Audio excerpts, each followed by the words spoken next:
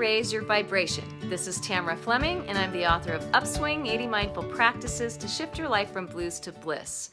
How to raise your vibration. Why would you even care about raising your vibration? And why has that become a part of our language and our culture today? Well, as we have learned that we are energetic beings in an energetic universe, living in a unified field of energy, it's very important as we interplay and interact with the universe that we understand how that happens and how our actions, our emotions, our thoughts, and our vibration impact and create the world around us.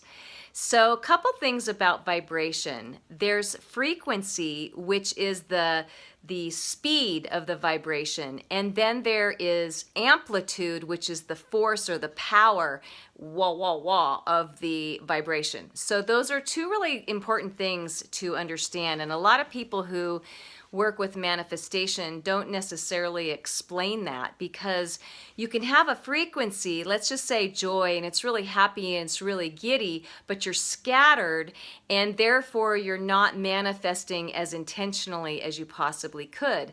So if your vibration is in joy or in bliss or in any of those places that are of a higher vibration, and then you have an intention with that and a focus with that, so you put your attention and your focus on something with that energy, then you really create a super high vibration. Does that make sense to you?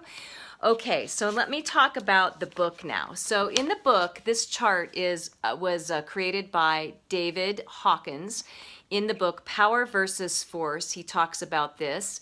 And it's a very interesting way to look at vibration, because with vibration, if you're in a low vibration, let's say a low resonance, a low frequency, and a low amplitude, then you might be in some negative emotions like fear or doubt or worry or judgment or frustration or irritation or any of those things that really drop your vibration low. And when we say low, let's get this let's look at this, because first of all, you're in the universe to experience all these things so that you can make choices with your free will about how you want to interact with the universe. So there's no right or wrong in this. There's only where are you. There's no low or high, really. There's where are you to experience what you need to experience. So when I said all those things a minute ago, negative, we tend to go, oh, that's negative, so we need to stay away from that. But you're going to hit negative emotions probably every day. And that's for you to learn with your awareness where you are in those emotions and then how you want to shift that. So consider this energy and vibration a game that we are learning as human beings, becoming aware of ourselves and becoming conscious with how energy works in the unified field as we're all connected, right? So we resonate at the same level as other people if we're thinking the same thing. And here's an example. If you are in a bad mood, then you're going to call your friends who are also inclined to be in bad moods. If you're in a happy mood, you're not going to call those people. You're going to call the people who are happy people. And so that's a really good example of how we play with the resonance in our lives, right? So back to the chart, there's a chart, and if you're in a what we'll call a lower vibration, then you are choosing a resonance, a frequency, and a vibration that's going to attract that to you. So again, it's not right or wrong, it's just where are you on the scale. When you get into the middle zone, which is the neutral zone, we'll call it neutral, let's call that the middle way, okay? So that's the trust, that's the resonance in the middle that puts you in neutral. It's not high, it's not low. When you're in bliss, you're way out there on a fairly high vibration, and you're connected to a whole different kind of energy in the universe.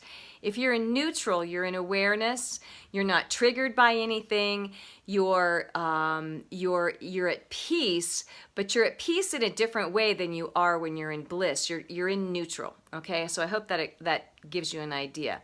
How do you know what vibrational level you're at? Well, part of our awareness journey is to learn where our vibrational levels live as a pattern and then start to track what does it take to pull those vibrations into a higher vibration.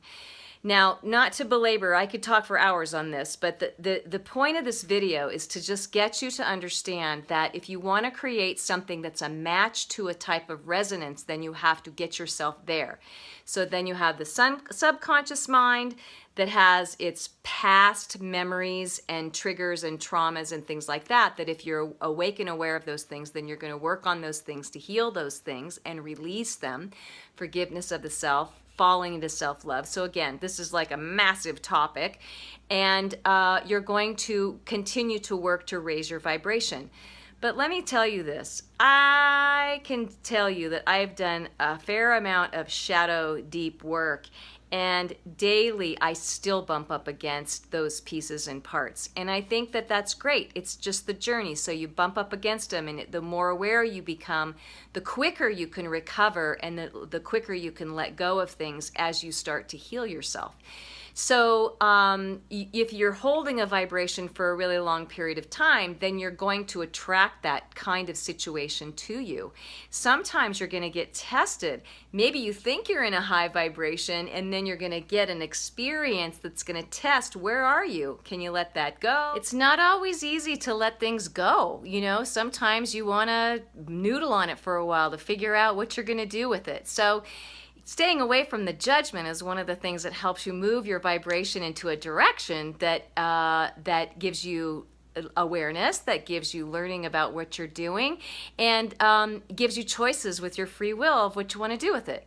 So I think that's a wrap for today. It's a huge topic. Tomorrow I'm going to talk some more about it, and then Sunday I'm going to talk a little bit more about flow. But this is a big one, and this will be a big part of my course coming up in the fall, and because it's so fundamental to kind of how we operate and what we do. So enjoy for now, and let me know if you have any questions or comments below on this topic. I love this one.